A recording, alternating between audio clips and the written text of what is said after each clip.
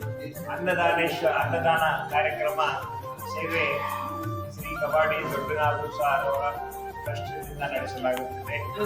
ಅವರಿಗೂ ಕೂಡ ಅವರ ಪರಿವಾರದವರಿಗೂ ಕೂಡ ತಾಯಿ ಅಂಬಾಭವಾನಿ ಸಕಲ ಸನ್ಮಾನಗಳನ್ನು ಉಂಟು ಮಾಡಲಿ ಎಂದು ನಾನು ಕೇಳ್ತೇನೆ.